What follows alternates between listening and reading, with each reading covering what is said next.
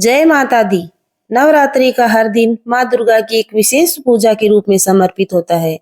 आज हम बात करेंगे नवरात्रि के 5वें दिन की, जो स्कंद माता की उपासना के लिए समर्पित है। इस वीडियो में हम जानेंगे माँ स्कंद माता का स्वरूप, उनका महत्व, पूजा विधि और विशेष कथा, उनके पूजन से मिलने वाले चमत्कारी लाभ। तो चलिए शुरू करते हैं माँ स्कंद माता की महिमा। माँ स्कंद माता का वाहन सिंह है, जो वीरता और साहस का प्रतीक है। माँ अपने पुत्र कार्तिकेय को यानी स्कंद को, कार्तिक जी का नाम है स्कंद, इसीलिए इनका नाम पड़ा है स्कंद माता। स्कंद को गोद में लिए हुए कमल के पुष्प पर विराजमान है। इनके 4 हाथ हैं, 2 हाथों में कमल है, कमल का फूल है, एक में स्कंद यानी कि उनका पुत्र है और एक हाथ से आशीर्वाद देती हुई दिखाई देती हैं।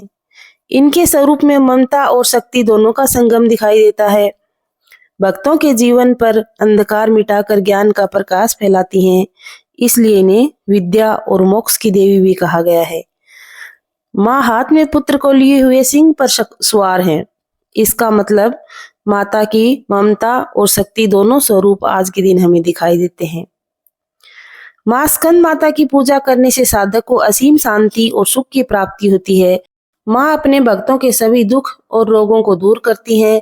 संतान सुख की कामना करने वाले भक्तों के लिए इनकी विशेष पूजा फलदायी होती है।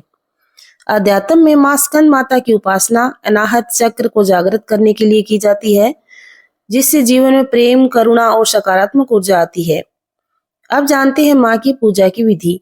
सुबह स्नान करके स्वच्छ वस्त्र पहने। इस दिन पीले वस्त्र पहने। पूजा स्थान पर माँ स्कंद माता की प्रतिमा या तस्वीर स्थापित करें। गंगा जल से शुद्धिकरण करें। माँ को पीले फूल विशेषकर पसंद है, इन्हें गेंदे के फूल अर्पित करें। धूप दीप जलाकर नैवेद्य अर्पित करें। इस दिन माँ को केले का भोग लगाना अत्यंत शुभ माना जाता है।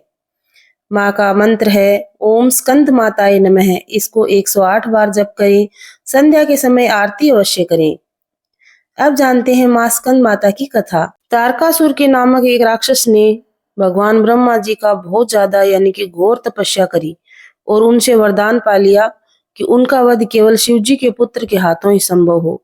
तारकासुर जानता था कि इस समय शिव जी सती के वियोग में समाधि लगाए हुए बैठे हैं और वो अपनी आंखें नहीं खोलेंगे, उनका विवाह नहीं होगा तो उनका पुत्र भी नहीं होगा और मेरा कभी अंत नहीं होगा। इस वरदान का अहंकार से होकर उसने देवताओं पर आक्रमण करना शुरू कर दिया, स्वर्ग लोक पर अधिकार कर लिया। देवता भयभीत होकर इधर उधर भटकने लगे। अंत में भगवान शिव और माँ पार्वती से प्रार्थना करने लगे।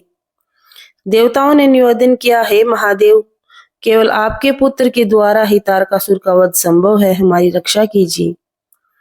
तब भगवान शिव और माँ पार्वती ने दिव्य तेज उत्पन्न किया, जिसे माँ गंगा ने धारण किया।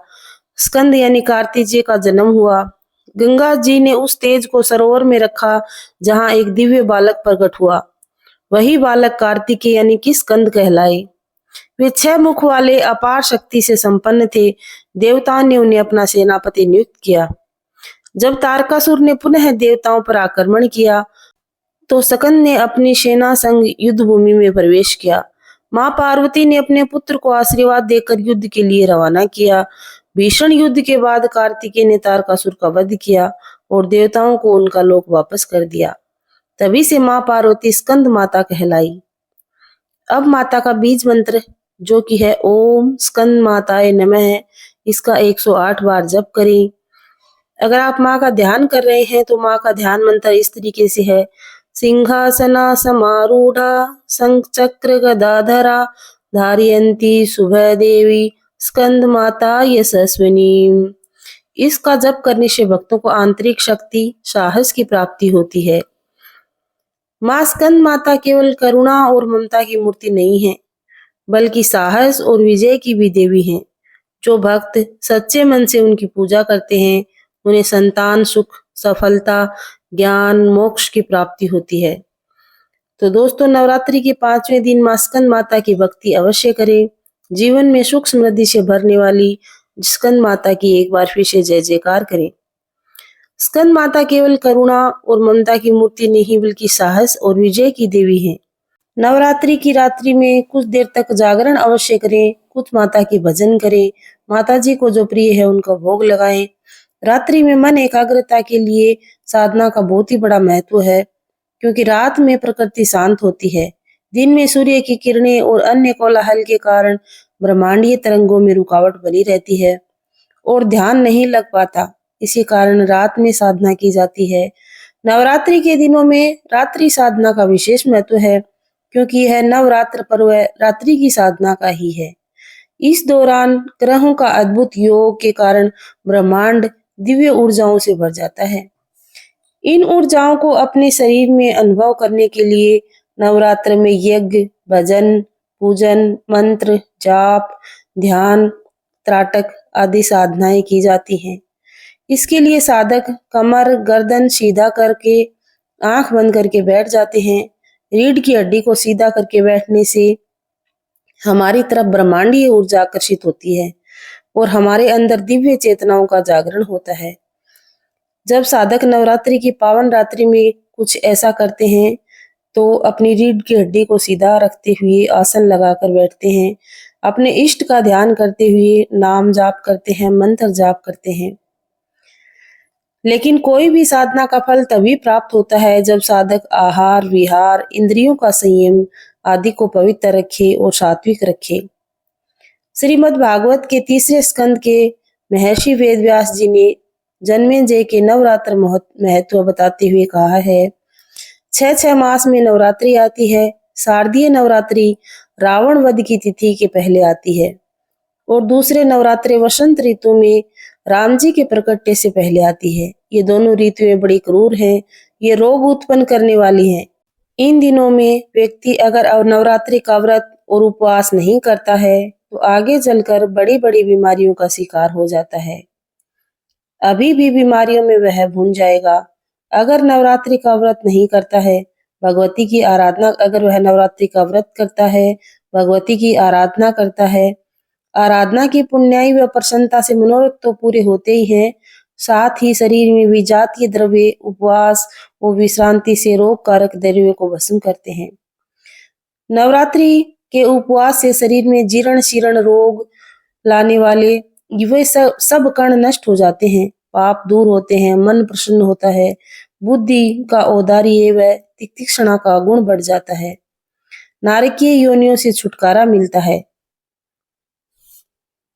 तो इस तरीके से नवरात्रि के व्रत का जितना महत्व है पूजा पाठ का है, उतना ही हमारे शरीर के लिए ये बहुत जरूरी है। तो सबको नवरात्रि का व्रत जरूर करना चाहिए। एक बार फिर से दुर्गा मैया के स्कंद रूप की हम उपासना करेंगे। ओम स्कंद माताय नमः। ओम स्कंद माताय नमः।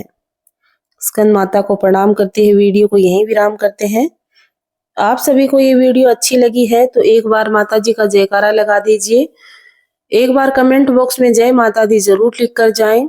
आप सभी के जो मनोरथ से लेकर आपने नवरात्रि शुरू किए हैं, माता आपके मनोरथ को जरूर पूरा करे, आपके घर में खुशियों से भर जाए, आपका घर धन धान्य से भर जाए, खुशियों से भर जाए, आपके सारे कष्ट दूर हो जाएं। इसी उम्मीद के साथ, इसी मनोकामना के साथ वीडियो को यहीं समापन करते हैं। वीडियो अच्छा लग रहा है तो आगे से आगे शेयर करते जाइए।